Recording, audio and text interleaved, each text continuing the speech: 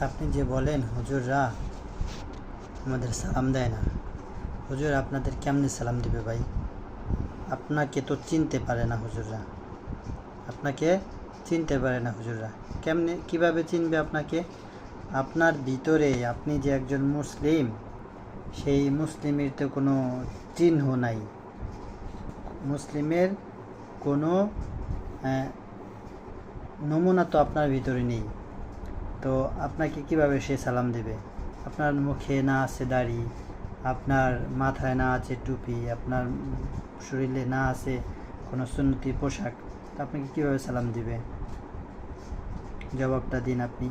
আপনি দেখুন তো একজন হুজুরের লেবাসটা কি, তার চরিত্র যেমনই হোক। আপনি হয়তো আমার কথা বলতে পারেন যে হুজুর সব হুজুর চরিত্র কি ভালো নেই, এই কথা বলতে পারেন, কিন্তু এটা আপনার ভুল হবে, এটা আপনার অন্যায় হবে, এটা বলাও আপনার ঠিক হবে না। কারণ সব হুজুরের চরিত্র তো কিন্তু খারাপ না।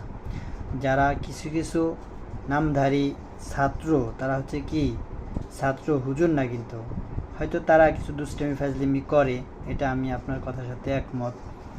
হ্যাঁ, তো সেই ক্ষেত্রে আপনি তো গড়ে সব হুজুরদের চরিত্র কথা খারাপ বলতে পারবেন না। তো এই জন্য আমি বলবো, আগে আপনি সালাম দিন, তাহলে আপনাকে বুঝতে পারবে যে আসলে আপনি একজন মুসলমান। আপনি যখন একজন হুজুরের সালাম দিবেন, আপনার সম্মানটা বেড়ে যাবে এবং সেই হুজুর বুঝতে পারবে যে হ্যাঁ, আপনি আসলে মুসলমান। দ্বিতীয়বার আপনাকে দেখলে সে আগে সালাম দিবে। আপনি একদিন আগে সালাম দিয়েই দেখুন না কাউকে, দ্বিতীয় দিন না দিলেও তৃতীয় দিন ঠিকই আপনাকে সালাম দিবে।